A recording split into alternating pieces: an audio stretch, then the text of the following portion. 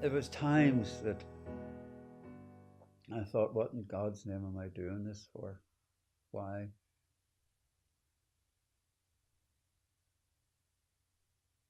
It's something very deep that makes you do something to prove whatever it is you have to prove to yourself. It's easy enough now looking back on it. But there does come a moment when you have to cast off and you have to jump that fence and you have to get onto the railroad property. You could be your throat slit at any time. You could die of poisoning because you have to eat out of the dumpsters, and you have to gain just casting off into that world really was quite something. But looking back on it, what is talk about rites of passage? They talk about things, you're trying to prove things to yourself. Um, I don't know, I've lost for words for what the actual expression is right at the moment, but it was a hell of a challenge. And put yourself in that position where you actually could die uh, in several ways every day.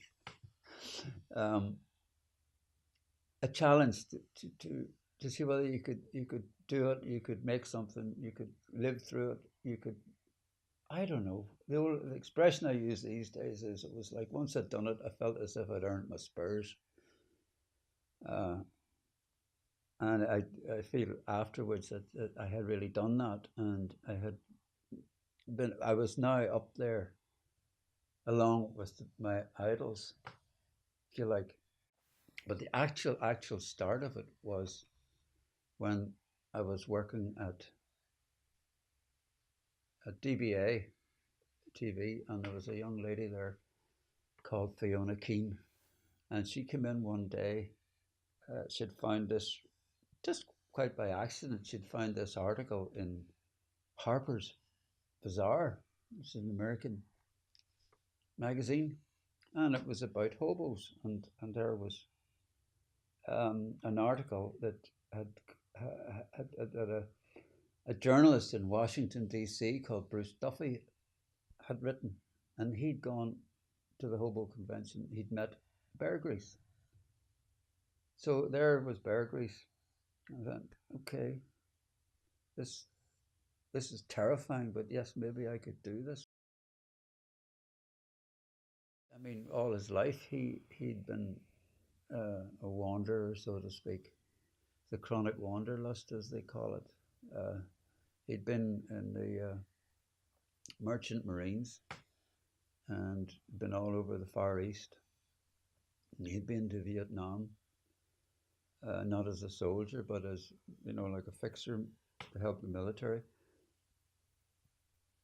He'd married a Vietnamese girl, brought her home, married her, had several children, and whatever happened, that fell apart.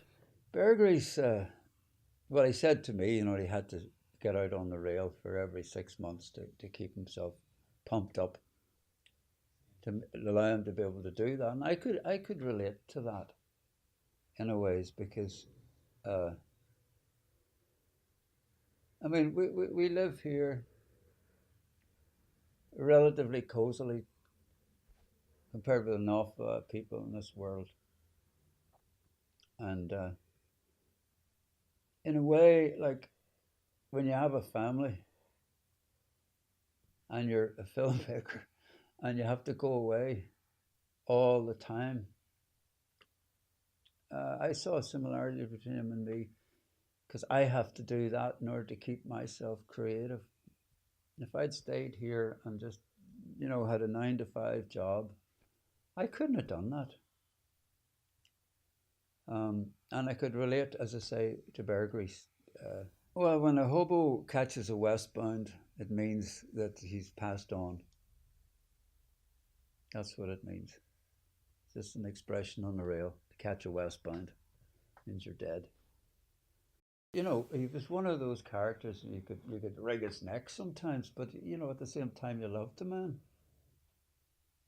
and very wise, uh, very well travelled, well educated.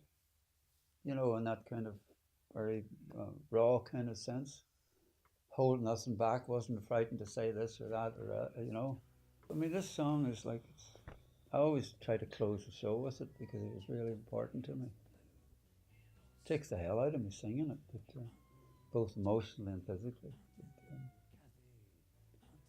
it just came. I felt I had to do it, and so he will live on forever, as far as I'm concerned, either in the song or in the film.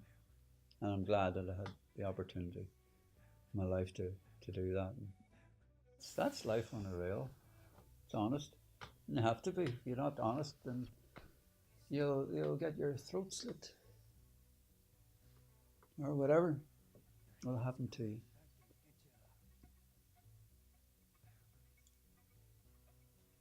So who knows where the hobos go?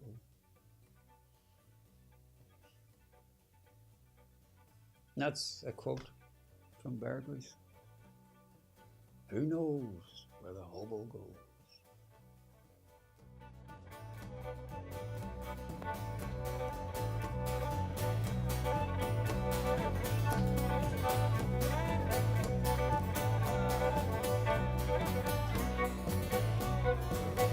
Did you hear that whistle blow?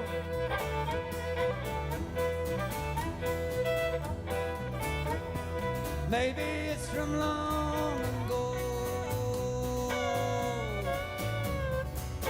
Yippee, hey, hey, hey, hey, hey, hey, hey, hey, oh.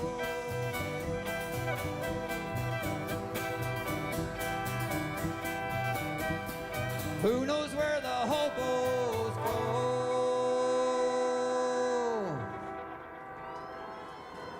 For Bear Grylls.